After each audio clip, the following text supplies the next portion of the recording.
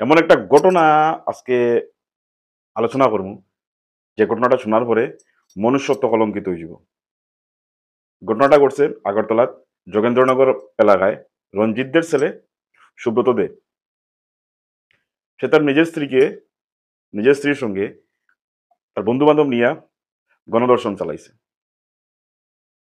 তার স্ত্রী হইল শারীরিকভাবে ৭৫%ই অকেজ, মানে হ্যান্ডিক্যাপ হইতে পারেন, ফিজিক্যাল ইস্যু আছে। ৭৫% অচল তার স্ত্রী। এরকম একটা মানুষের সঙ্গে নিজের স্বামী তার বন্ধু বান্ধব নিয়ে মদ্যপ অবস্থায় জোরপূর্বক বলপূর্বক গণদর্শন চালিয়ে গেছে। আপনার ভিডিওটা একটু দেখুন, তারপরে হইয়ার। নেশাগ্রস্ত অবস্থায় স্বামী সহ স্বামীর বন্ধু বান্ধবরা মিলে দিব্যাঙ্গ স্ত্রীকে গণধর্ষণের অভিযোগে গ্রেফতার এক অভিযুক্ত। জানা গেছে, রাজধানী আগরতলা শহরের যোগেন্দ্রনগর এলাকার রঞ্জিতের ছেলে সুব্রত দে আমতলী থানার অন্তর্গত চৌবকুড়ি বাজার এলাকার এক মেয়েকে বিয়ে করে শ্বশুর বাড়িতে ঘর জামাই হিসেবে বসবাস করত। এদিকে সুব্রত দের স্ত্রী ৭৫% দিব্যাঙ্গ। এরই মধ্যে চলতি বছরের জানুয়ারি মাসের ৫ তারিখে সুব্রত দে তার বেশ কয়েকজন বন্ধু বান্ধব নিয়ে শ্বশুর বাড়িতে মদের আসর জমায়।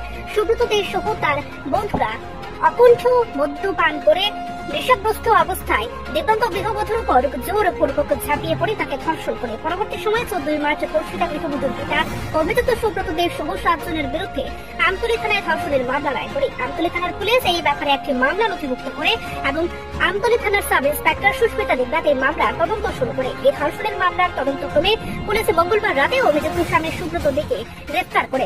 এমন একটা ঘটনা দেখার পরে আজকে সত্যিই মনুষ্যত্ব কলঙ্কিত হয়ে গেছে।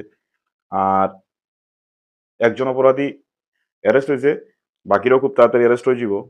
তবে এরকম অপরাধীরে আমার মনে হয় যত কঠিন থেকে কঠিন শাস্তি দেওয়া যায় ততই ভালো।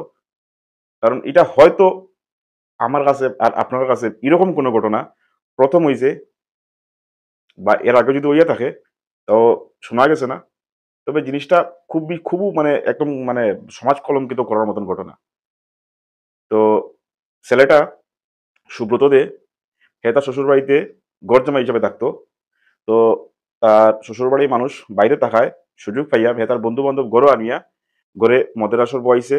তো হে আর তার সব বন্ধু বান্ধব মিলিয়া মদের নেশায় আসক্ত হইয়া তার নিজের স্ত্রীরে, যে মানুষটা ৭৫% শারীরিকভাবে অচল, মানে হ্যান্ডিক্যাপ হইতে পারেন, দিব্যাঙ্গ হইতে পারেন, তো এরকম একটা মানুষের উপরে বলপূর্বক গণদর্শন চালিয়ে গেছে। এরকম নিকৃষ্ট মানুষের ব্যাপারে বিশেষ কিছু হওয়ার থাকে না।